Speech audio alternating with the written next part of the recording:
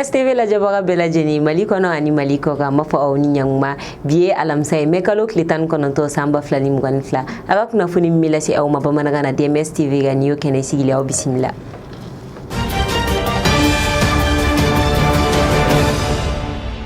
An bɛna an ka bi kunnafoniya daminɛ n'an ka jamana kɔnɔ kibaru ye. Min ye lakɔlimɛtiri ye olu kɔni ye ɲɔgɔn dalajɛ kɛ ɲɔgɔn dalajɛ min kɛra ka bɛn mai kalo tile 18 ma san 2022 ni o ɲɔgɔn dalajɛ in kun de ko u bɛ k'u ka hakɛ ɲini hakɛ min n'a bɛ fɔ ma ko article 39 na u kɔni y'a jira k'a fɔ ko n'u m'u ka hakɛ in sɔrɔ k'u bɛna wuli k'u jɔ walasa u bɛ se k'a sɔrɔ cogoya min na.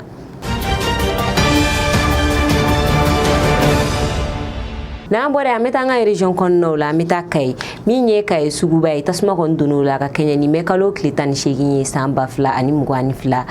su ale 3h wagati nka min ye Kayi tasuma fagalaw ye olu kɔni y'u jeniyɔrɔ fini ko in na kosɛbɛ min y'a to ni Kayi sugu bɛɛ ma se ka jeni. Farafina tilebi tɔnba mɔgɔ ni o ye CEDEAO ye olu ka ɲɔgɔn dalajɛ min kun labɛnnen don n'o kun kan ka kɛ mai kalo tile 11 san 2022 ni o ɲɔgɔn dalajɛ in kun ka kɛ Akara Ghana ale faaba kɔnɔna la o ɲɔgɔn dalajɛ in kɔni bɔra a ma o kunnafoniya in dira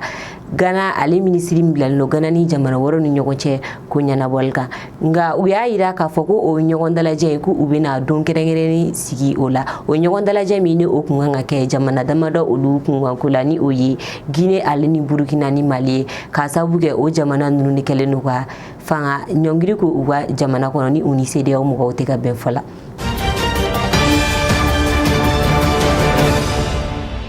Ni wagati in na an bɛ taa an ka kɔkan kibaru la farafina ale kɔnɔna la an bɛ taa Burkina jamana kan min ye Burkina ale ye cɛmancɛ fanga ɲɛmaa ye ni o ye Poli Hari Damiba ye a yirala k'a fɔ ko ale ye tagama kɛ ka taa Faransi jamana kan nka min ye Burkina ale ye ɲɛmɔgɔ dɔw ye olu bɔra ka kuma ko o kuma in tɛ tiɲɛ ko barisabula o ka bi Burkina cɛmancɛ fanga ɲɛmaa sigira k'a ma bɔ Burkina ale dafɛ.